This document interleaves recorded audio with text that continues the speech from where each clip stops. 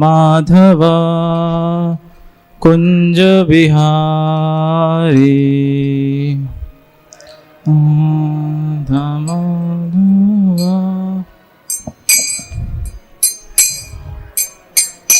जय राधा माधव कुंज बिहारी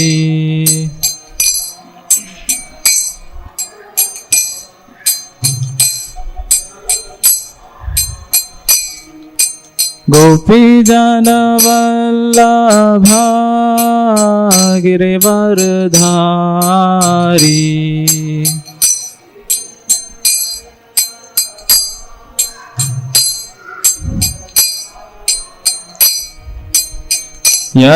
यशोदानंदन ब्रज जन रंजन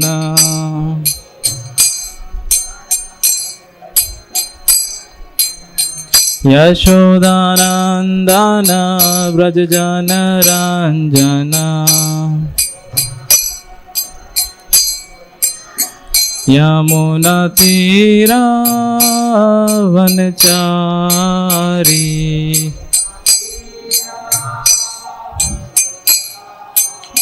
यमुना तीरा वनचारी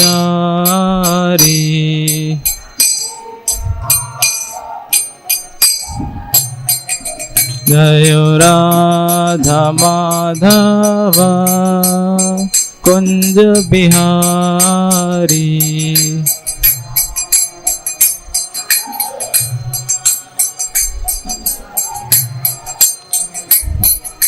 गोपी जन वल्लभा गिरिवरधारी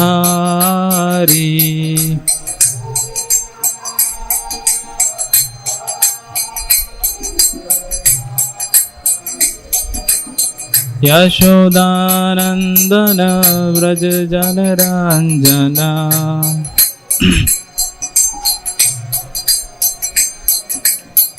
यशोदानंदन ब्रज जन रंजन यमुना तीरा वनचारी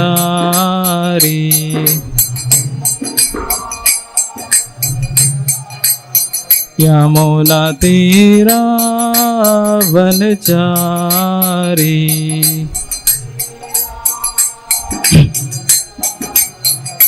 जय राधा माधव कुंज बिहारी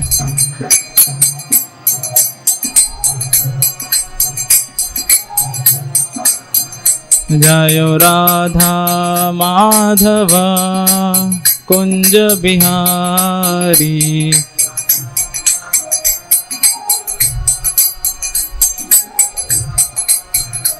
हरे कृष्णा कृष्णा कृष्णा हरे हरे हरे राम राम राम हरे हरे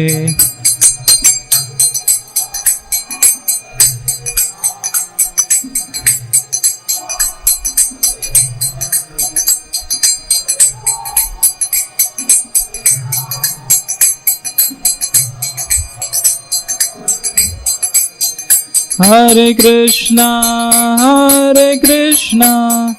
कृष्णा कृष्णा हरे हरे हरे राम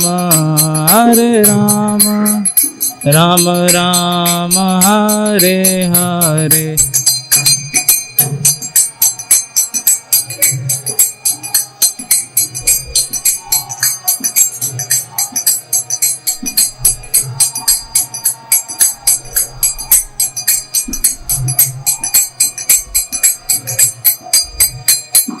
हरे कृष्णा कृष्णा कृष्णा हरे हरे हरे राम राम राम हरे हरे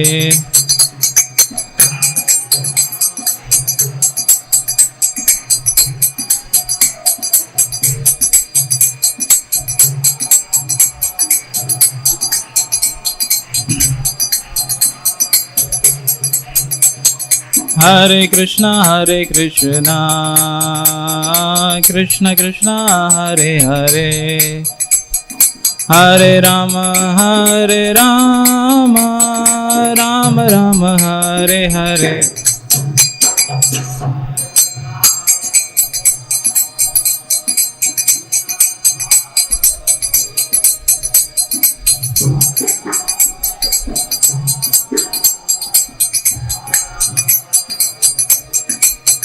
जयो राधा राधिका रमण राधा राधिका रमण राधे,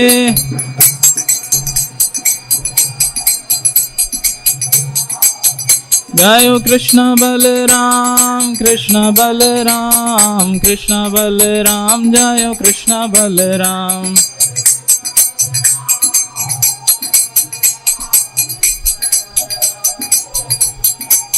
जय गौरनिताय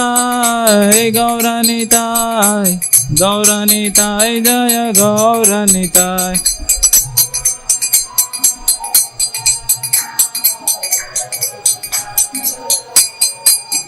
प्रभुपाद जय प्रभु।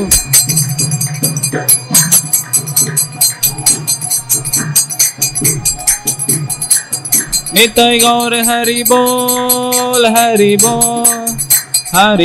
निताय गौर हरि बोल।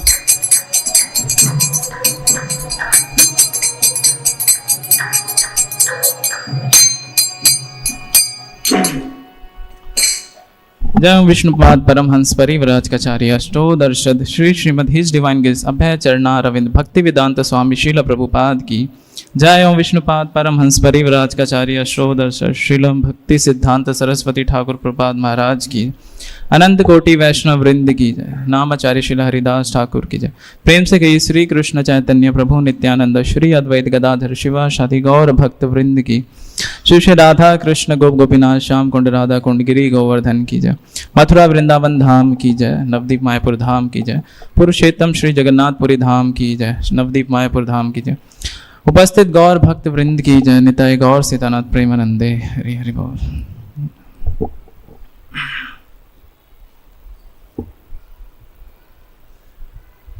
हरे कृष्णा। तो कितने लोग हैं जो आज पहली बार सुनने आए हैं क्लास? मतलब ज्यादातर लोग रेगुलरली सुनते हैं। तो आप लोगों को श्लोका दिख रहा है ये बोर्ड पे? ठीक है। तो आज हम जिस श्लोक पे चर्चा करने वाले हैं वो है भगवत गीता का अध्याय नंबर 15 वर्ष नंबर 5। तो पहले मैं बोलूंगा फिर आप प्रयास करना पीछे पीछे दोहराने के लिए। निर्माण मोहा जित संग दोषा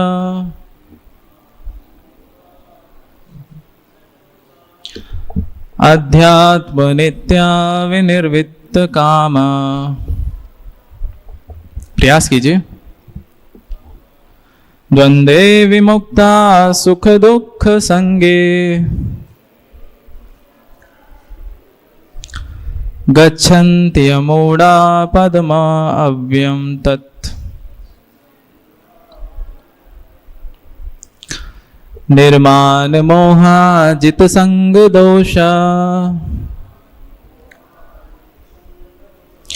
अध्यात्म नित्या विनिर्वित्त कामा। द्वंद्वे विमुक्ता सुख दुख संगे गच्छन्त मूढ़ा पद्माव्ययम् तत्। निर्माण मोहा जित संग दोषा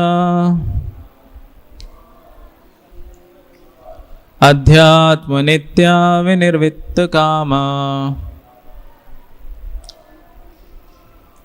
द्वंद्वे विमुक्ता सुख दुख संगे गच्छन्त्य मूढ़ा पद्माव्ययम् तत्।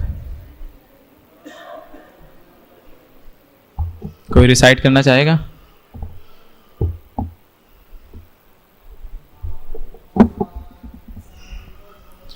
निर्माण मोहाजित संग दोषा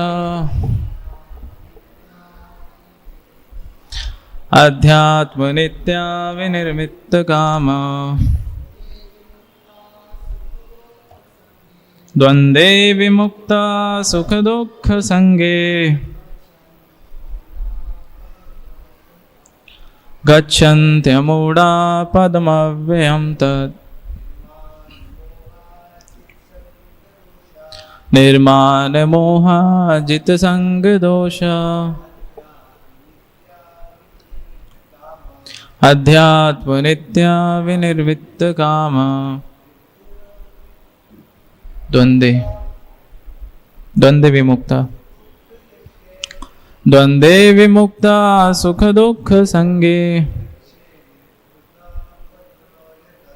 गच्छन्त्यमूढा पदमव्ययं तत्। पीछे से कोई दोहराना चाहेगा?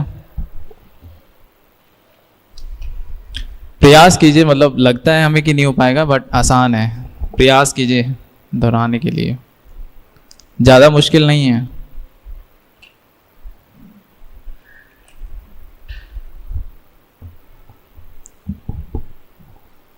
ठीक है, आप सबका बहुत बहुत धन्यवाद। शब्दार्थ अनुवाद तात्पर्य श्रील प्रभुपाद जी के द्वारा। श्रील प्रभुपाद की जय। नी, मेरे साथ दोहराइए। नी रहित मन झूठी, सॉरी मान झूठी प्रतिष्ठा, मोह तथा मोह जीता गया, संगा संगति की, द्वेष त्रुटियां, अध्यात्म आध्यात्मिक ज्ञान में, नित्या शाश्वतता में, विनिर्वित्त विलग, कामा काम से, द्वंद्वे द्वेष से, विमुक्ता मुक्त, सुख दुख सुख तथा दुख, संगे नामक, गच्छन्ति प्राप्त करते हैं, अमूढ़ा मोह रहित, पद्म पद स्थान को, अव्यम शाश्वत, तत् उस। अनुवाद। जो झूठी प्रतिष्ठा मोह तथा कुसंगति से मुक्त है, जो शाश्वत तत्व को समझते हैं, जिन्होंने भौतिक काम को नष्ट कर दिया है, जो सुख तथा सुख के द्वंद्व से मुक्त हैं और जो मोह रहित होकर परम पुरुष के शरणागत होना चाहते हैं, वे उस शाश्वत राज्य को प्राप्त होते हैं। तात्पर्य। यहाँ पर शरणागति का अत्यंत सुंदर वर्णन हुआ है। इसके लिए जिस प्रथम योग्यता की आवश्यकता है वह है मिथ्या अहंकार से मोहित न होना। चूंकि बद्ध जीव अपने को प्रकृति का स्वामी मानकर गर्वित रहता है, अतः उसके लिए भगवान की शरण में जाना कठिन होता है। उसके वास्तविक ज्ञान के अनुशीलन द्वारा यह जानना चाहिए कि वह प्रकृति का स्वामी नहीं है, उसका स्वामी तो परमेश्वर है।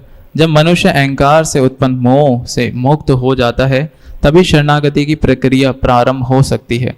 जो व्यक्ति इस संसार में सदैव सम्मान की आशा रखता है, उसके लिए भगवान के शरणागत होना कठिन है।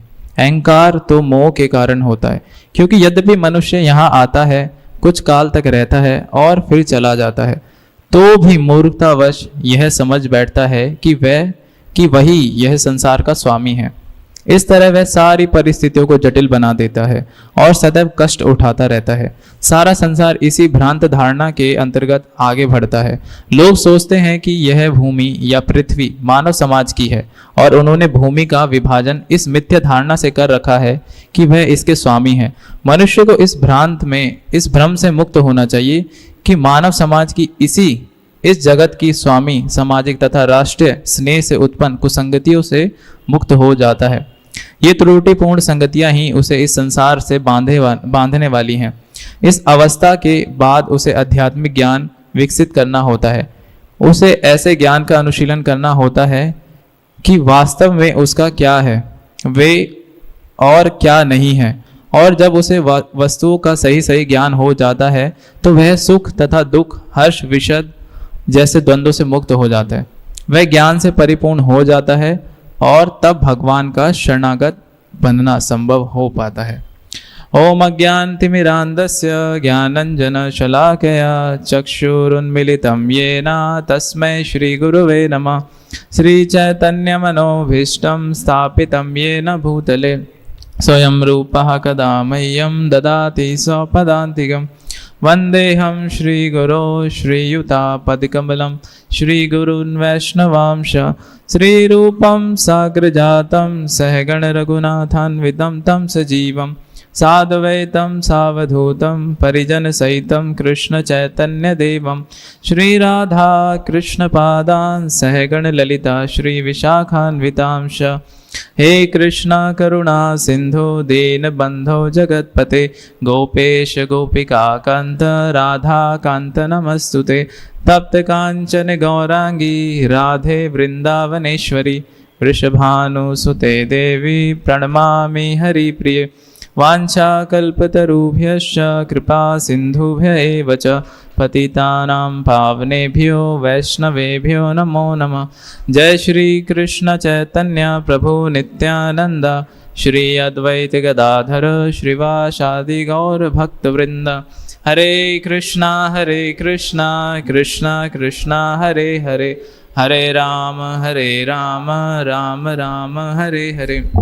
जय श्री श्री राधा राधिका रमन भगवान की जय। श्री श्री कृष्ण बलराम जी की जय। श्री श्री गौर निताय श्री श्री जगन्नाथ बलदेव सुभद्रा महारानी की जय। श्रील प्रभुपाद की जय। नमो विष्णुपदाय कृष्ण पृष्ठाय भूतले श्रीमद् भक्ति वेदांत स्वामी निति नामिने नमस्ते सरस्वती देवी गौरवाणी प्रचारिणे निर्विशेष शून्यवादी पाश्चात्य देशतारिणे। हरे कृष्णा।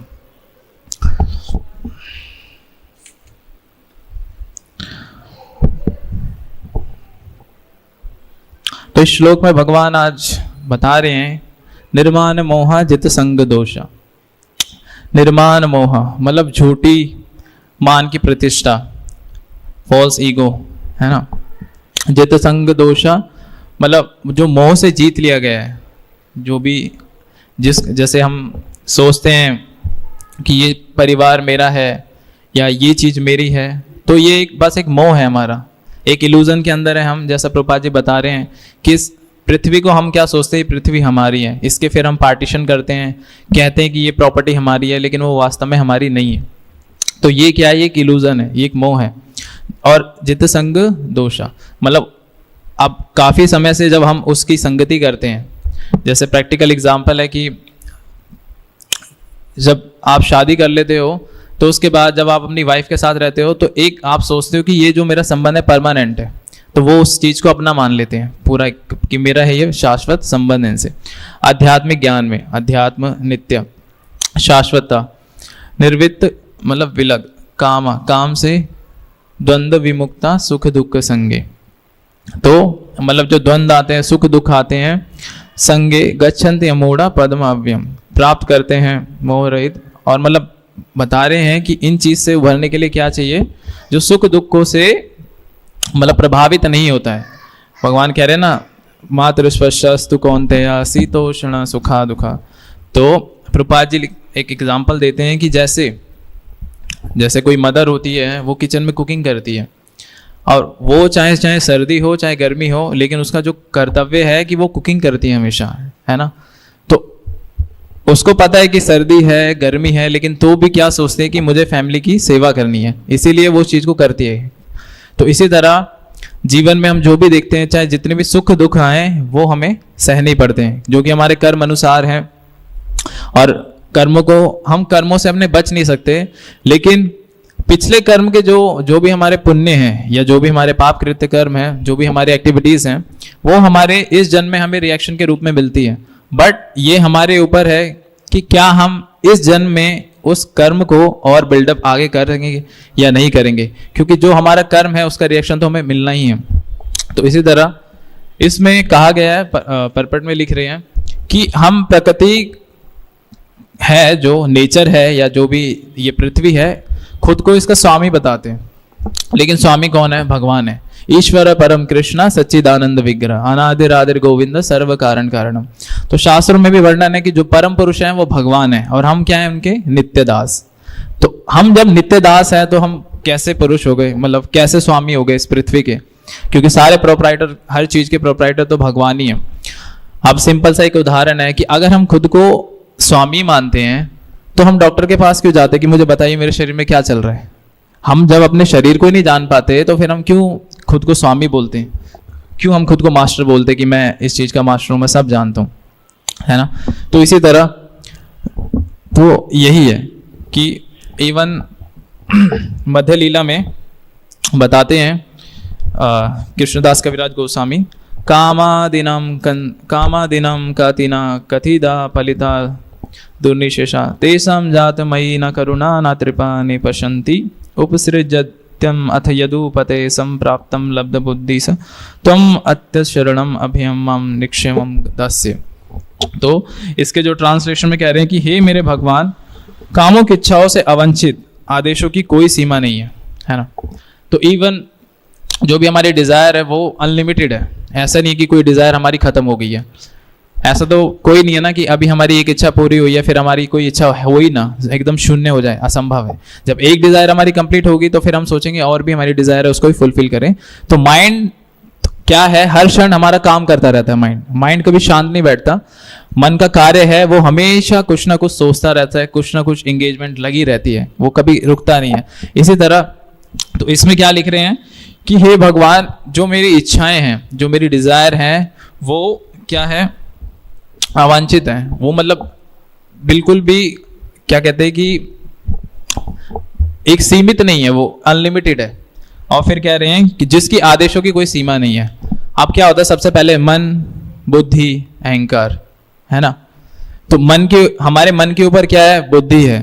तो अगर हमें मन को कंट्रोल करना है तो हमें अपनी बुद्धि से कार्य करना होगा। तो बुद्धि क्या है, बुद्धि, हम जब भी कोई काम करते हैं तो सबसे पहले वो थॉट आता है हमारे माइंड में आता है, लेकिन उसको सैंक्शन क्या करता है, हमारा बुद्धि।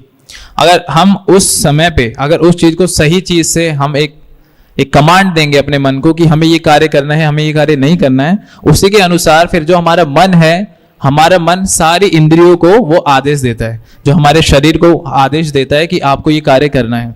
इसीलिए अगर हमें अपने मन को कंट्रोल करना है तो उसका एक उपाय है केवल बुद्धि, और फिर मन, बुद्धि, अहंकार। और बुद्धि को कैसे होगा, बुद्धि को फिर है आत्मा।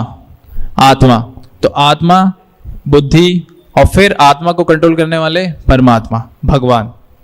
तो इसी तरह यहाँ पे कह रहे हैं कि उनकी कोई सीमा नहीं, अनलिमिटेड है। फिर यद्यपि इन अभिलाषाओं की इतनी सेवा की, मतलब जितनी भी मेरे माइंड ने मुझसे डिजायर की मैंने वो सारी फुलफिल की। मैंने ये नहीं जाना है कि वो गलत है या सही है, जो भी मेरे मन में इच्छाएं थी उसको मैं पूरा करता गया, ठीक है। तो कह रहे हैं आगे, तथापि उन्होंने मुझ पर कोई दया नहीं की। तो उन्होंने मेरे पे, तो भी मेरे मन ने कोई दया नहीं दिखाई मेरे ऊपर कि मैं गलत कर रहा हूँ या सही कर रहा हूँ। वो बस मुझे बोलता गया और मैं उसका एज अ सर्वेंट उस चीज को फॉलो करता गया और उसका सेवक बनता गया। तो और कह रहे हैं आगे कि मुझे उनका जो भी आदेश उनको पालन करने के लिए कोई रिग्रेट नहीं है, कोई पश्चाताप नहीं हुआ, क्या मैंने गलत किया, क्या मैंने सही किया, और मुझे उन्हें त्यागने की इच्छा भी नहीं हुई। क्योंकि हम बचपन से देखते हैं, जब हमारा जन्म होता है तो जन्म के बाद फिर हम धीरे धीरे कुछ प्रोसेस होता है कि लोग, फैमिली आपको एक नाम देती है, एक नाम के साथ फिर आपकी एक कास्ट हो जाती है। फिर उसके बाद फैमिली आपके लिए इच्छा करती है कि तुम्हें डॉक्टर बनना है, तुम्हें इंजीनियर बनना है ना। तो सारी ये चीज़ें क्या है, उसके व्यक्ति के ऊपर थोपी जा रही हैं। उसकी कोई डिज़ायर नहीं है, अभी वो छोटा ही है। तो सारी चीज़ें क्या है, फैमिली एक्सपेक्ट कर रही है। मदर बोलते हैं इंजीनियर बने, फादर बोलते हैं डॉक्टर बने, या ब्रदर बोलते हैं कि साइंटिस्ट बने, कुछ भी बने, लेकिन उसमें उस व्यक्ति की इच्छा नहीं पूछी जा रही कि उसको क्या करना है। तो बचपन से ये प्रेशर होते होते फिर वो व्यक्ति क्या करता है, वो बच्चा क्या करता है कि जब बचपन से उसको ये चीज़ें बोली गई हैं तो वो अपने परिवार के लिए उस चीज़ को पूरा करना चाहता है। और फिर पूरा करने के लिए क्या होता है, बहुत सारी प्रोसेस होती हैं, वो बहुत सारी पढ़ाइयाँ करता है, अलग अलग कोर्स करता है। इसके हिसाब से वो खुद को एक मतलब तैयार करता है कि मुझे अपने माता पिता की जो इच्छा है उसको पूरा करना है, ठीक है। तो फिर आगे क्या कह रहे हैं, तो फिर क्या है, जब बचपन से ये सारी चीज़ें होती जाएंगी तो बचपन से क्या है, उस व्यक्ति को अटैचमेंट हो जाएगा उस चीज़ों से। अब जैसे जैसे जब उसको एक अच्छी जॉब मिलेगी तो वो जॉब से असक्त हो जाएगा कि एक अच्छी जॉब है मेरे पास, बहुत अच्छा मुझे पे करती है। फिर उसके बाद कुछ और चीज़ें खरीदेगा, वो घर खरीदेगा या गाड़ी खरीदेगा या जो भी मतलब उसकी जो भी लग्जरी लाइफ होगी उससे क्या है वो असत हो जाएगा, है ना। और ये जानते हुए कि ये सारी चीजें क्षणिक हैं, ये कभी भी मृत्यु के समय मतलब ये सारी चीजें यहीं रह जाएंगी, लेकिन तो भी वो आत्मा का जो साक्षात्कार जो ज्ञान है उसको कभी जानना नहीं चाहता। इसी तरह फिर क्या कह रहे हैं, फिर आगे बता रहे हैं कि हे भगवान, हे यदुवंश में के मुखिया, मतलब भगवान यदुवंश में प्रकट हुए, अवतरीन हुए, तो वो उनके मुखिया हैं। तो फिर कह रहे हैं हाल ही में मेरी बुद्धि जागृत हो गई है। तो जो अब जो उनका जो बुद्धि है, जो माइंड है, वो काम कर रहा है, वो जान पा रहे हैं कि ये सारी चीजें गलत हैं, है ना। तो अब वो आगे क्या कह रहे हैं कि और अब मैं उन्हें त्याग रहा हूं, दिव्य बुद्धि के कारण मैं अब इन इच्छाओं के अवांछित आदेशों का पालन करने से इनकार करता हूं। तो ये जो एक मतलब सोचने की प्रोसेस कि हाँ मैं गलत कर रहा हूं, ये कैसे आता है? भक्तों के संग में। जब भी हम भक्तों के संग में आते हैं तो भक्तों के संग में आने से क्या होता है, हमें पता चलता है कि संसार में क्या गलत है, क्या नहीं है, क्या शास्त्रों के हिसाब से क्या फॉलो करना चाहिए, है ना।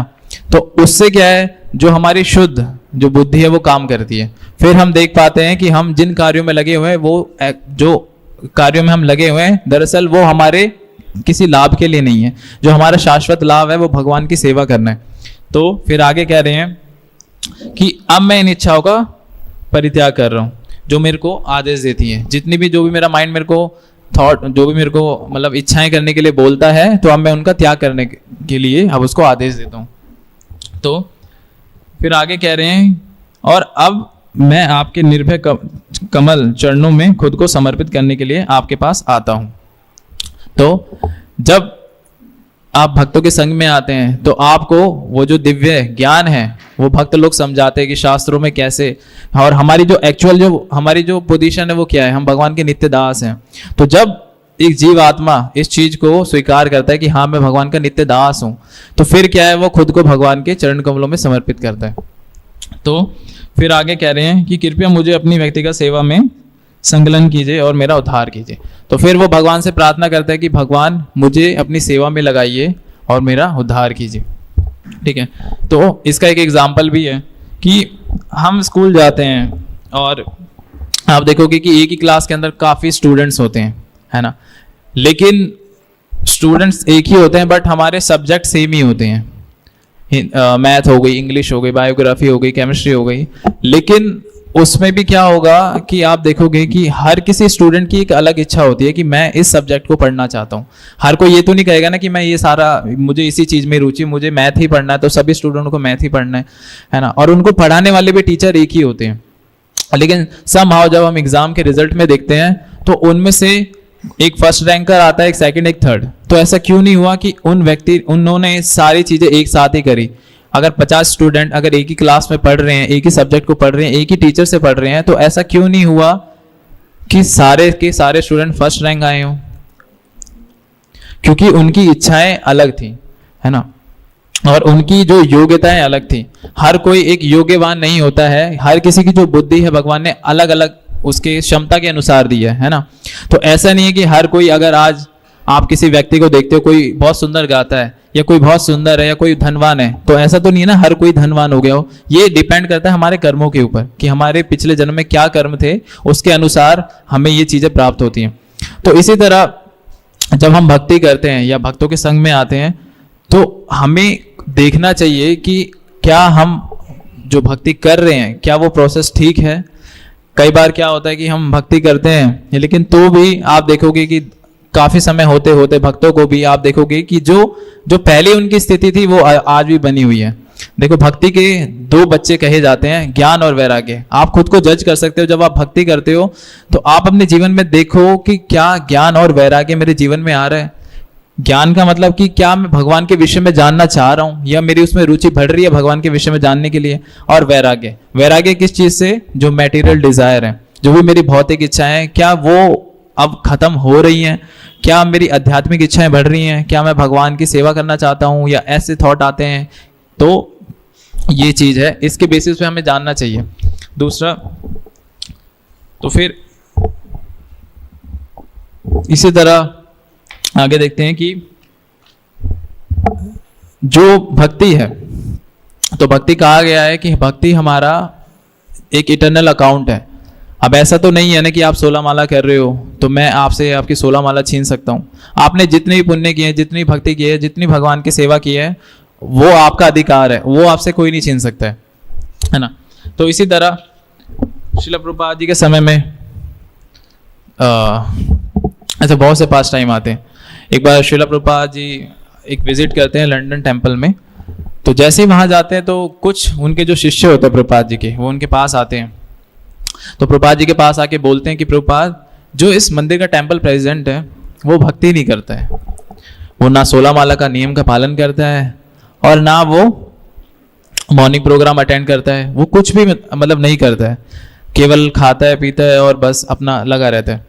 और ऐसे कर करके प्रभुपाद जी के पास काफ़ी शिष्य आते हैं एक ही कंप्लेंट को लेके। तो प्रभुपाद जी उनको थोड़ा डांट लगाते हैं और कहते हैं कि आपको ये अधिकार किसने दिया कि वो मेरा शिष्य है, आप भी मेरे शिष्य हो, तो आपको ये अधिकार किसने दिया कि आप उस भक्त की ऐसे निंदा कर रहे हो। तो प्रभुपाद जी फिर उस भक्त को बुलाते हैं जो टेम्पल प्रेसिडेंट होता है। तो जो टेम्पल प्रेसिडेंट होता है उसका जो बैकग्राउंड होता है, क्योंकि प्रभुपाद जी ने क्या किया, जब 1966 में प्रभुपाद जी जब अमेरिका गए तो पहले कैसा कल्चर था, कोई भक्ति को जानता ही नहीं था, विदेशों में भक्ति नाम की चीज ही नहीं है। तो उस समय क्या था, लोग एकदम हिप्पीज थे, मतलब कोई धर्म को जानने वाले नहीं थे, एकदम फुल, इवन गवर्नमेंट ने भी उनको पूरा एकदम सेपरेट निकाला हुआ था अलग से। तो ऐसे लोगों को प्रभुपाद जी ने ये जो दिव्य ज्ञान दिया, इससे हिप्पी से उनको हैप्पी बनाया, उनको भक्त बनाया। तो इसी तरह जब उसको जो टेम्पल प्रेसिडेंट था उसका जो बैकग्राउंड था वो एक आर्मी से था, तो आर्मी से जब उनको भक्तों ने उनको प्रीचिंग किया, उनको भक्त बनाया, तो अब उस आर्मी की, क्योंकि आर्मी की उसने ट्रेनिंग की हुई थी, अब कुछ संस्कार होते हैं जो इतनी जल्दी नहीं जाते हमारे, तो उसकी क्या आदत थी कि वो माला नहीं कर पाता था, है ना। तो इसी तरह फिर प्रभुपाद जी ने उनको एक एग्जाम्पल दिया कि अर्जुन भी भगवान के कितने बड़े भक्त थे, क्या अर्जुन माला करते थे? अर्जुन माला नहीं करते थे। ऐसा थोड़ी बोलते थे कि अर्जुन भगवान को कि पहले मैं 16 माला करूंगा फिर मैं युद्ध लड़ूंगा। तो इसी तरह प्रभुपाद जी उनको बता रहे थे कि हमें ये देखना चाहिए कि वो भक्त कितना सरल है, उसने भक्ति को स्वीकार किया है। इवन हम 10 नाम अपराध में भी पढ़ते हैं कि भगवान नाम के प्रचार में जीवन को समर्पित करने वाले भक्तों की निंदा करना, तो ये अपराध है। तो इसी तरह हमें देखना चाहिए कि वो जो भक्त है वो चाहे कैसा भी है, वो भगवान की सेवा में लगा है या किसी भी तरह से भगवान की सेवा में एंगेजमेंट लगी हुई है। आप देखते हो कितने लोग हैं यहाँ पे जो मंदिरों में आप आते हैं, बहुत कम, है ना। और कितने लोग हैं जो भगवान की इन शिक्षाओं को लेते हैं, इवन आप लोग हैं। अब आप देखो, आप कितने लोगों में से कितने रेयर पर्सन हो कि आप भगवान की लीला को सुनने आए हो और भगवत गीता क्लास को अटेंड कर रहे हो, तो ऐसा बहुत कम है।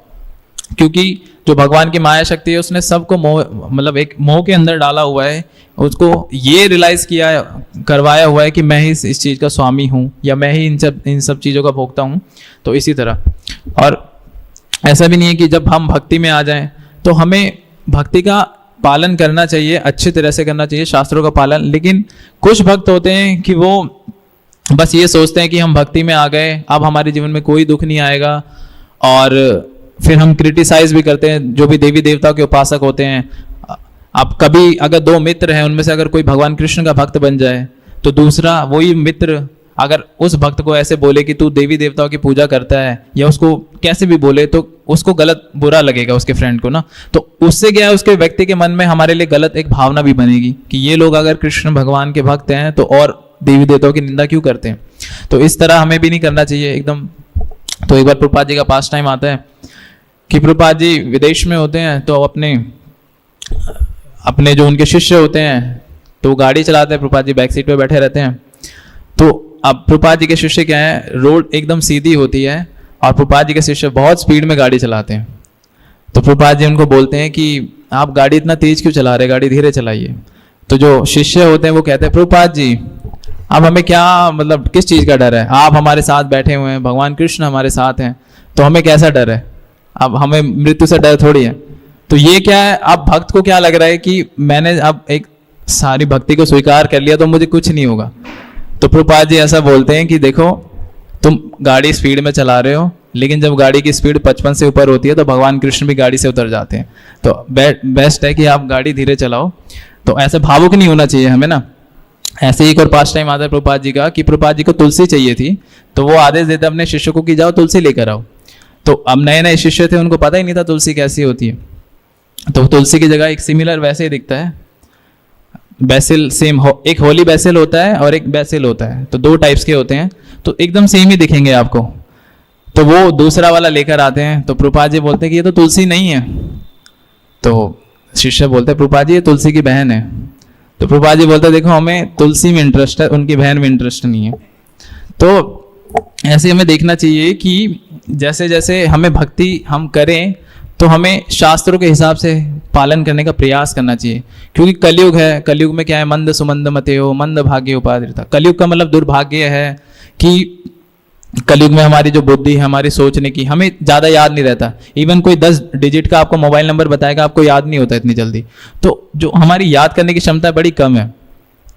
और क्या है, मंद सुमंद आयु, हमारी आयु कितनी है, हम सोचते हैं 100 साल जीने के लिए आए हैं, कोई है 100 साल का? बहुत दुर्लभ है कि आज कोई 100 साल जी पाए, क्योंकि हमारा जो हमारी जो सेंसेस है वो कंट्रोल में ही नहीं है। लोग इतना लेट सोकर उठते हैं, जो लाइफस्टाइल है पूरा एकदम खराब हो चुका है। खाना जब भी हमारी इच्छा होती है हम खाने के लिए बैठ जाते हैं, तो ऐसा क्या होगा, उससे क्या है हमारी आयु बहुत कम होती है, वैसे कम है और कम होती जाती है। तो इसी तरह ये हमारे कलयुग का दुर्भाग्य है, हमारी दशा दिशा दोनों खराब है।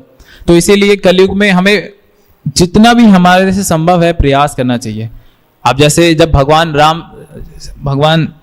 राम सेतु बनाने वाले थे, तो उसमें क्या है ना, देखो मतलब भगवान के सेतु बनाने में कितने लोग हेल्प कर रहे थे, है ना। सारे वानर लोग थे, हनुमान जी भी स्वयं थे, गिलहरियां भी थी। अब वो सारे लोग क्या कर रहे थे, भगवान ने उनको जितनी क्षमता दी थी उसके हिसाब से वो सेवा कर रहे थे। और गिलहरी भी थी, गिलहरी भी थोड़ी बहुत सेवा कर रही थी, कुछ कुछ मिट्टी उठा के उसको गैप को कवर कर रही थी। अब हनुमान जी थे, इतनी बड़ी बड़ी विशाल शिलाएं उठा के पानी में डाल रहे थे।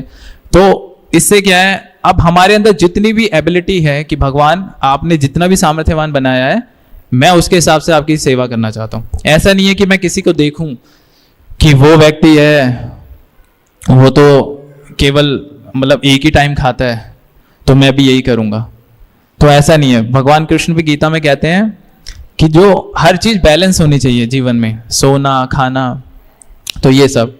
ज्यादा तपस्या भी नहीं, तपस्या से भगवान प्रसन्न होते हैं, लेकिन ऐसा नहीं है कि आप तपस्या के चक्कर में कुछ और करो ही ना, है ना। अब जैसे कि तपस्या के चक्कर में, अगर तपस्या के बहुत बड़ा उदाहरण आता है, हिरण्यकाशिपु के बारे में कितने लोगों ने सुना है? सुना है? ज्यादातर लोगों ने नहीं सुना है। तो हिरण्यकाशिपु क्या था, उसने एक जो पैर है उस पे खड़े होके, उसके भी एक अंगूठे पे खड़े होके 36 लाख वर्ष तक तपस्या की थी। कोई सोच सकता है 100 साल ही आयु 36 लाख कैसे जा पाएंगे हम? तो वो तो सतयुग था। तो और ऊपर से ऊपर फेस करके सूर्य को देखते हुए उसने वो तपस्या की। और कहा जाता है कि जब उसने वो तपस्या कर रहा था तो उसका शरीर बचा ही नहीं था, सारे कीड़े लग चुके थे, पूरा शरीर को खा चुके थे। ऐसी अवस्था सोचो, तो कितना तपस्वी था, मतलब तपस्वियों में भी फर्स्ट रैंकर था। तो वो तपस्या भी क्यों कर रहा था? भगवान के लिए नहीं कर रहा था, उसकी कुछ भौतिक इच्छाएं थी। क्यों? और इच्छाएं क्या थी कि भगवान को ही मार डालूंगा, है ना। तो ये उसकी इच्छा थी कि उस चीज के लिए वो तपस्या कर रहा है और भगवान को ही मार डालेगा। तो इसमें हम देखेंगे कि हमने, उस व्यक्ति ने इतनी तपस्या की, लेकिन क्या मिला बदले में? भगवान से मारा गया। तो हमें उतना भी तपस्वी नहीं बनना है, जितना हमारी क्षमता है उतना ही हमें करना है, ठीक है। और इवन भक्ति बहुत सरल है, तपस्या से तो भक्ति बहुत सरल है। अब जब भगवान, अब रावण का भी एग्जाम्पल देखते हैं, रावण ने भी कितनी तपस्या की थी भगवान शिव की, है ना। किस लिए? कि मेरे को सीता मिल जाए और मेरे को लंका मिल जाए। इतनी तपस्या करी, वो भी भगवान के द्वारा मारा गया। और उसके उदाहरण में क्या देखते हैं, जो विभीषण है उन्होंने भगवान के आगे बस हाथ जोड़ के सरेंडर किया, उनको लंकेश्वर बना दिया। तो कौन सी विधि आसान है? भगवान के आगे सिंपल हमें प्रणाम ही तो करना है, और प्रणाम करने से भगवान देखो इतनी सारी चीजें दे देते हैं। तो भगवान कह रहे हैं ना, नेहा विक्रम नासो अस्ति प्रत्यवायु न विद्यते स्वल्प अपि मस्य धर्मस्य त्रायते महतो भय। गीता में भगवान कह रहे हैं कि कोई मेरी अगर रंच मात्र भी भक्ति कर लेता है ना, तो मैं उसको बड़े से बड़े भय से भी तार देता हूं। कितने लोगों को मृत्यु का डर है संसार में? आप सारे लोगों को मृत्यु का डर तो है ना, तभी तो हम लोग यहाँ बैठे हैं, कुछ ना कुछ कर रहे हैं कि भगवान डॉक्टरों से पैसा दे रहे हैं, 5 साल हमारे बढ़ा दीजिए आयु के लिए, अभी मेरा ये काम रह रहा है, आप 10 लाख रुपए ले लीजिए, ये ले लीजिए। और तो अब हमारी जो जीवन की कमाई है उसको हम कहाँ वेस्ट कर रहे हैं? या तो हम डॉक्टरों को देते हैं, या आप देखोगे कि करोड़ों कमाने वाला व्यक्ति क्या करता है, एक साइकिल लेता है, उस साइकिल से सीधा जिम तक आता है चला के, और जो जिम का ट्रेनर होता है उसको लाखों लाखों रुपए देता है, किस लिए? अपना फैट घटाने के लिए। तो क्या फायदा है? वो इतना कमा रहा है और फिर उसको इन्वेस्ट कर रहा है अपना फैट घटाने के लिए। तो सिंपल है कि जो भगवान ने मैनुअल दिया है, भगवत गीता दी है, उसको पालन करो। क्यों आप उस चीज को, मतलब आप एक व्यक्ति अगर आपसे कोई बोले कि देखिए इसको खाने से आपको ये रोग हो सकता है, तो व्यक्ति क्या कहेगा? नहीं यार, मुझे प्रैक्टिकल करके देखना है। ऐसा थोड़ी है। शादी से पहले लोग कितने बोलते हैं कि यार शादी नहीं करनी है, लेकिन जब वो कर लेता है तो कहता है यार अगर मैं तेरी सुन लेता तो शायद अच्छा होता। तो ऐसा काफी लोगों ने सुना होगा, जस्ट एक प्रैक्टिकल एग्जांपल है। तो इसी तरह हमें अपने जीवन के मतलब बारे में सोचना चाहिए कि क्या भगवान हमसे एक्सपेक्ट कर रहे हैं, क्या मनुष्य जीवन है। मैं इतना तो कंफर्म आपको कह सकता हूं कि इस शरीर के साथ आप भोग नहीं कर सकते, है ना। अगर आप थोड़ा सा भी मीठा, एक लड्डू एक्स्ट्रा खा लोगे तो आपको डायबिटीज हो जाएगा। और वो ही इसी के अकॉर्डिंगली जो जानवर है हमसे ज्यादा एडवांस है। हाथी पूरा टन भर गन्ने खाता है, उसको क्या डायबिटीज होता है? कभी केस सुना है कि हाथी को डायबिटीज हो गया? नहीं हुआ ना, क्योंकि उनका भगवान ने शरीर ही ऐसा बनाया है। जो मनुष्य का जीवन है वो कर्म करने के लिए है, और जो और योनियां हैं, जो कुत्ते बिल्ली का शरीर है, ये भोग करने की योनि है। तो अगर आप सोचते हो कि मैं ये कर लूंगा, वो कर लूंगा, मैं ज्यादा सो सकता हूं, मैं ज्यादा सेक्स लाइफ में इन्वॉल्व रहता हूं, या मैं ज्यादा मीट ईटिंग कर सकता हूं, तो आप देखोगे इससे ज्यादा एडवांस जानवर है हमसे। पोलर बियर है, कितने सालों तक सो सकता है आराम से, हमसे ज्यादा एडवांस। इवन हम खुद की रक्षा इतनी नहीं कर पाते जितना और जानवर हमसे रक्षा कर पाते, है ना। तो इसी तरह हमें जीवन के बारे में सोचना चाहिए कि भगवत गीता बहुत सिंपल है, बहुत सरल है। भगवान जो भी बोल रहे हैं इसे हमें स्वीकार करना चाहिए। और इस चीज में एक बीच में दिक्कत क्या आती है कि हम अपने जो भौतिक विज्ञान से इस चीज को तोलने का प्रयास करते हैं। कहीं भी हम सुनते हैं, आज क्या होता है, लोग कहते हैं कि रामलीला शायद हुई होगी, हम कहते हैं कि रामलीला हुई है, लेकिन रामलीला में दिखाया गया इतने लोग मारे गए हैं, कुरुक्षेत्र में दिखाया गया कि इतने लोग मारे गए, ये संभव नहीं है। एक युग द्वापर युग में जो बेनिफिट मिल रहा है केवल आपको नाम लेने से मिल जाएगा। तो नाम लेने में क्या जा रहा है, हमें काम भी कर लेना चाहिए, हमें मुंह से नाम भी लेना चाहिए। और ऐसा भी नहीं है कि नाम के लिए कोई पर्टिकुलर कोई चीज़ें बताई हैं कि आपको केवल ऐसे 2 घंटे बैठे रहना है तभी आपको। देखो जीवन में केवल 2 घंटे, काफ़ी जो नए लोग हैं उनको हो सकता है 2.5 घंटे लगे। जब हम 16 माला करने का प्रयास करते हैं तो धीरे धीरे जब हम प्रैक्टिस करते हैं काफ़ी समय से उस चीज़ का, तो थोड़ा बहुत आपकी जो भी नाम जप है उसमें हो सकता है थोड़ा कम टाइम लगने लगे। लेकिन जो नया नया व्यक्ति अगर शुरू में स्टार्ट करेगा, हो सकता है उसको 3 घंटे भी लगे, 4 घंटे भी लगे। लेकिन जैसे जैसे आप इस चीज़ में आगे करोगे तो आप देखना धीरे धीरे आपका जो जप है वो सुधरेगा, अगर आप नाम अपराध नहीं करते हो तो। इवन प्रभुपाद जी कहते हैं, जयप्रकाश स्वामी महाराज कहते हैं कि ये गारंटी है, अगर आप 16 माला बिना अपराध के करते हो, 4 नियम का पालन करते हो, तो आप भगवत धाम जाओगे ही जाओगे, है ना। तो इसमें कोई संशय नहीं है। महाप्रभु भी कहते हैं कि बस नाम अपराध, इसको अगर आप अवॉइड कर दोगे तो 16 माला करके आप भगवत धाम जा सकते हो। कितना इजी है, आपको कुछ नहीं करना पड़ रहा, अपनी जेब से इतना कोई मंदिर नहीं बनवाने पड़ रहे हैं बड़े बड़े कि सारा कुछ आप ही को करना है। आपको तपस्या नहीं करनी पड़ रही है कि मेरे को ध्यान लगाना है अभी 5-6 लाख साल, और ना ही आपको कुछ मतलब यज्ञ करवाने पड़ रहे हैं बड़े बड़े। तो बस सिंपल नाम लेना है, आपको मुंह से नाम लेना है भगवान का, और नामों में ही आपको बेनिफिट मिलेगा। और कहा जाता है कि जो भगवान का नाम लेते हैं, केवल नाम मात्र लेने से आपके इतने जन्मों के जो पाप है ना वो नष्ट हो जाते हैं। तो भगवान के नाम इतने शक्तिशाली हैं कि जो आपकी पाप करने की वृद्धि है वो भी कम पड़ जाएगी। आप इतना पाप भी नहीं कर सकते जितना भगवान के नामों में शक्ति है कि वो आपके पापों को काट सकते हैं। तो इसीलिए नाम लेने में बहुत आसान है कि आप भगवान का नाम लें, भक्तों की शरण लें, श्रवण कीर्तन करें। और कलयुग में सारी चीज़ें बहुत आसानी से आपको प्राप्त हैं, तो इनका हमें फ़ायदा उठाना चाहिए। फिर आगे कहते हैं कि तो इस कलयुग के बारे में बता रहे हैं कि हे राजन, जो द्वेष का भंडार है कलयुग ना, इस कलयुग में आप देखोगे कि सारी चीज़ें दावानल है। दावानल मतलब भगवान भी गीता में कह रहे हैं संसार दुखाल्यम आशाश्वतम। ये 2 टाइटल दिए भगवान ने इस मेटेरियल वर्ल्ड को कि संसार दुखाल्यम है, दुखों का घर है। एक दुख को अगर आप फेस करोगे दूसरा दुख आ जाएगा, उसको करोगे तो तीसरा आ जाएगा। तो परमानेंट सॉल्यूशन नहीं है और टेम्परेरी है। अगर दुख आ रहा है तो सुख भी आएगा, टेम्परेरी है सारी चीजें। तो कह रहे हैं कि ये जो कलयुग है ये दोषों का भंडार है, मतलब इसमें कमी नहीं है, पूरा कलयुग ही ऐसा है। इवन जो देवी देवता है ना, देवी देवता हमारे इसको देख के बड़ा दुखी होते हैं कि ये जो कलयुग के जीव हैं, मतलब एक इतनी तुच्छ चीज के लिए उसको भी ये सोच रहे हैं कि मैं, मतलब हमने क्या प्राप्त कर लिया है। तो देवी देवता हमसे कितने एडवांस होते हैं। इवन जब हम जैसे जैसे अपनी भक्ति के बल पे जब हम ऊपर लोगों को प्रमोट किए जाएंगे, ब्रह्म लोक है, स्वर्ग लोक है, वर्ण लोक है, ऐसे ऐसे जैसे हम ऊपर प्रोग्रेस करेंगे तो हमारी जो फैसिलिटीज है इंक्रीज होती जाएंगी, बढ़ती जाएंगी, हमारी आयु बढ़ती जाएगी, हमें फिर शरीर में खाने की भी जरूरत नहीं पड़ेगी, ऐसे ऐसे सारे ऐश्वर्य बढ़ते जाएंगे, हर चीज वहां से एडवांस है। तो कह रहे हैं कि वो जो देवी देवता हैं जब इस कलयुग को देखते हैं कि कलयुग मतलब इतनी घटिया चीज है कि इवन सतयुग, द्वापर युग, त्रेता युग, इन तीनों युग में भी भगवान ने हमें चांस दिया था कि आप भगवत धाम वापस आ जाओ। उस चीज का भी हमने फायदा नहीं उठाया और हम इस कलयुग में आ गए। लेकिन इस कलयुग में क्या कह रहे हैं कि एक महान गुण है, भले ये कलयुग केवल चारों से कंटेमिनेटेड है, सारी तरफ से मतलब बेकार है, लेकिन एक महान बहुत ग्रेट अपॉर्चुनिटी है इसमें ना, और वो है भगवान के पवित्र नाम का जप। तो कलयुग में वैसे तो भगवान त्रियुगी हैं, भगवान त्रिअवतारी हैं, मतलब 3 युगों में अवतार लेते हैं, लेकिन चौथे युग में भगवान अवतार लेते हैं तो डिस्क्लोज नहीं करते कि मैं भगवान हूं। तो ऐसे ही वो चैतन्य महाप्रभु हैं। लेकिन जो भगवान के भक्त हैं, जो शास्त्रों को पढ़ते हैं, जो जानते हैं कि क्या वो लक्षण है कि मैं भगवान को पहचान पाऊं, वो भगवान को पहचान लेते हैं। जैसे चैतन्य महाप्रभु आए तो उनके पार्षदों ने उनको पहचान लिया कि ये गौरांग महाप्रभु है। तो इसी तरह कलयुग का यही एक बेनिफिट है कि भगवान का नाम लीजिए। और इसमें क्या है, आगे लिख रहे हैं कि पवित्र नाम का जप करके जो असत्य से मुक्त हो जाता है वह सर्वोच्च पूर्णता प्राप्त कर लेता है, मतलब हायर परफेक्शन। जो मनुष्य जीवन का परफेक्शन क्या है कि भगवत धाम को वापस जाना। तो भगवत धाम वापस जाना, और जहां ऐसी चीज है जहां से तद धामा परमम मम, मतलब भगवान कह रहे कि मेरे धाम को एक बार आ गए तो वापस नहीं आओगे। और इवन हम कहते हैं कि अगर हम भगवान के पार्षद है तो फिर यहाँ क्या कर रहे हैं। कोई कहता है वहां से गिर गए, यहाँ आ गए, कलयुग में आ गए। तो हम कभी भगवत धाम गए ही नहीं थे, हम एक ब्रह्म ज्योति में ही थे, उस ब्रह्म ज्योति से हम नीचे गिर गए।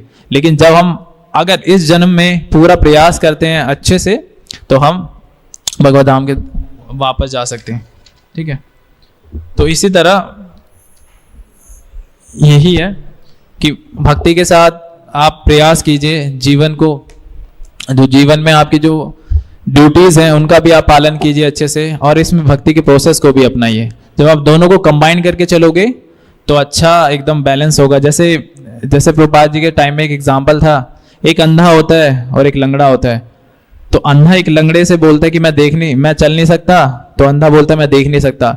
लेकिन वो दोनों क्या प्लान बनाते हैं, अगर आप मेरे को अपने कंधे पे चढ़ा लो तो मेरी आंख आपको देखने के लिए यूज हो सकती है और आपके पैर मेरे को चलने के लिए।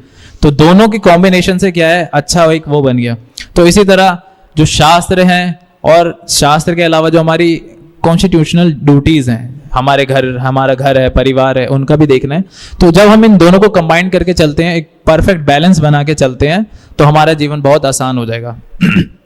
और इस संसार में आप देखोगे कि भक्ति ना करने के कारण लोग कितने ज्यादा डिप्रेशन में हैं। लोग शराब का सेवन करते हैं, क्यों? क्योंकि नशा इतना ज्यादा है, क्योंकि डिप्रेशन है, एंजाइटी है, इसीलिए सारी चीजें हैं। जगह जगह हर थोड़ी थोड़ी जगह पे हॉस्पिटल खुल रहे हैं और हम कहते हैं कि हम बहुत एडवांस कर चुके हैं। तो इसका मतलब एडवांस नहीं है, क्योंकि बीमारियां इतनी बढ़ रही हैं कि हमें हॉस्पिटल खोलने पड़ रहे हैं। इसको एडवांसमेंट नहीं कहते हैं। और साइंस कहता है कि हम पूरा प्रयास कर रहे हैं कि इस मृत्यु पर रोक लगा सके, है ना। तो लेकिन हम देखेंगे कि कोई चीजें हमारे कंट्रोल में नहीं है, ये सब भगवान के द्वारा ही कंट्रोल है। आपने कभी देखा है कि सूरज अपने समय पे ना निकला हो? इवन सर्दियों में भी सूरज होता है, लेकिन धुंध के कारण हमें दिखता नहीं है ना। सूरज अपने टाइम पे निकल रहा है, टाइम पे सूर्यास्त हो रहा है, टाइम पे सर्दियां आ रही हैं, टाइम पे गर्मियां भी आ रही हैं। हमारी जो पृथ्वी है एकदम परफेक्ट बैलेंसी में घूम रही है। ऐसे नहीं कि पृथ्वी हल्की सी इधर सरक गई हो या सूरज इधर आ गया हो, ऐसा होगा तो खत्म, है ना। और इतने टाइम से हमारे ना जाने कितने बहुनाम जन्म नाम अंते ज्ञानवान माम प्रपदन्ते। तो भगवान कह रहे कितने जन्म हो चुके हैं। तो लेकिन देखो ये सारी चीजें कैसे काम कर रही हैं, है ना। इवन एक नारियल का पेड़ है, नारियल इतना ऊपर होता है, उसमें पानी कैसे, मोटर लगा रखा है क्या? नहीं ना, ऑटोमेटिकली जा रहा है ना, क्योंकि पेड़ है, पेड़ में भी लिविंग है, पेड़ भी एक योनि के अंदर ही आता है 84 लाख योनियों में, तो पेड़ में भी है, पेड़ में भी प्राण होते हैं। आप देखो कि पेड़ बढ़ता है, तो जहां आत्मा ट्रेवल करता है, जहां आत्मा होती है वहां पे 6 चीजें होती हैं, है ना। वो जन्म लेता है, वो थोड़ा सा बढ़ता है, फिर बढ़ने के बाद जय श्री श्री राधा राधिका रमन भगवान की जय, श्री श्री कृष्ण बलराम जी की जय, श्री श्री गौर निताय, श्री श्री जगन्नाथ बलदेव सुभद्रा महारानी की जय, जगत गुरु श्रील प्रभुपाद की जय। तो जो आत्मा होता है, तो उसमें पहला चेंजेस क्या होता है, वो जन्म लेता है। जन्म लेने के बाद क्या होता है, वो थोड़ा सा बड़ा होता है। बड़ा होने के बाद फिर क्या होता है कि वो अपने जैसा खुद को क्रिएट करता है ना। तो जब शादी के बाद फिर बच्चे होते हैं, तो क्लोन पैदा होते हैं, हाँ, वो खुद को विस्तार कर रहा है, ठीक है, आत्मा। फिर क्या होता है कि उसकी आयु एक समय पे आके रुक जाती है ना। फिर वो बुजुर्ग होने लगता है, फिर बूढ़ा होता है, 5वां, फिर 6ठा क्या है, मृत्यु हो जाती है। तो ये 6 चेंजेस है, और ये जो 6 चेंजेस जहां होते हैं वहां पे आत्मा एग्जिस्ट करता है। तो ये चीजें पेड़ों में भी होती है, पेड़ छोटा होता है, फिर बड़ा होता है ना, फिर सूख जाता है, तो फिर ऐसे होता है, ठीक है। तो बेस्ट है कि ये जो एक अपॉर्चुनिटी है इसको हमें लेना चाहिए, और आजकल इतनी सारी फैसिलिटीज़ हैं, इसके माध्यम से भी आप इस चीज़ों का फ़ायदा उठा सकते हैं। सुबह भी क्लासेस होती हैं, शाम को भी होती हैं, और हम मतलब प्रयास कर सकते हैं भगवान के नाम लेने का प्रयास करके, या माला पे हम स्टार्ट कर सकते हैं। एक माला से जरूरी नहीं है कि शुरू में आप इस चीज़ को करो, लेकिन हम प्रयास कर सकते हैं। और भी बहुत सारी चीज़ें, एकादशी का पालन हम कर सकते हैं। एकादशी माधव तिथि होती है, उस दिन जब हम प्रयास करते हैं अन्न से उपवास रखने का, तो आप देखते हो इससे हमें एक शारीरिक बेनिफिट तो होता ही है। अगर एक दिन आप फास्टिंग करोगे तो बहुत सारी चीज़ें आपकी कंट्रोल में हो सकती हैं, है ना। और दूसरा कि आपका जो आध्यात्मिक जो है वो भी स्वीकृति भी आपको मिलेगी, क्योंकि भगवान को जो चीज़ प्रिय है उसका पालन कर रहे हो, तो भगवान आप पे कृपा करेंगे, और फिर आप धीरे धीरे भगवान का नाम लीजिए। ऐसे धीरे धीरे भगवान के नामों की संख्या बढ़ाइए। कभी मंदिर आइए, हफ्ते में एक दिन छुट्टी होती है, उस दिन आप भगवान के दर्शन कीजिए। और इतनी सारी चीज़ें, ऑनलाइन बुक्स अवेलेबल है, इनको भी आप पढ़िए, सुन सकते हैं यूट्यूब के माध्यम से। तो ये सारी चीज़ों का लाभ उठाइए, ठीक है। तो आज की मैं कक्षा को यहीं विराम करता हूँ। आप सबका बहुत बहुत धन्यवाद। अगर किसी का कोई क्वेश्चन है तो पूछ सकते हैं।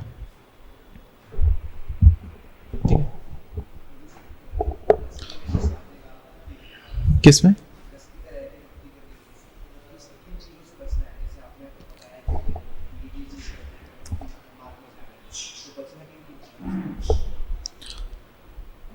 असत्संग से हमें बचना है। महाप्रभु कहते हैं असत्संग है जो भी मतलब जो भक्त नहीं है। अब जैसे कि कोई अगर शराब पीने से ज़्यादा असक्त है, तो ऐसे व्यक्ति का जो संग करना हमारी भक्ति के लिए ज़्यादा खतरनाक है ना। तो ऐसी चीज़ों से हमें बचना चाहिए। तो इवन आप अगर शादीशुदा लाइफ में भी हो, तो उसमें भी आपको क्या है कि अपनी भक्ति को प्रोटेक्ट करना है। जैसे कमल है ना, कमल कीचड़ में खिलता है, लेकिन वो टच नहीं करता है कीचड़ को, तो वो खुद को बचा के रखता है। इसी तरह जो आपका जीवन है, आपकी भक्ति आपके हाथ में है, वो आपको प्रोटेक्ट करके रखनी है ना। इवन हम भक्ति भी कर रहे हैं, भक्ति में क्या है कि हमारी भक्ति हो भी रही है, लेकिन हम इतने अपराध करते हैं, इवन हम माया में भी जा रहे हैं, हमें पता ही नहीं चलता है। क्योंकि एक होता है ना, जैसे हम कोई फूल को अगर उगाते हैं तो कुछ घास भी निकलती है जंगली, तो जो माली होता है वो घास को काटता चलता है। तो इसी तरह हमें अपने जीवन को भी देखना चाहिए, और उस माली का जो स्थान है वो किसको देना चाहिए? भक्तों को।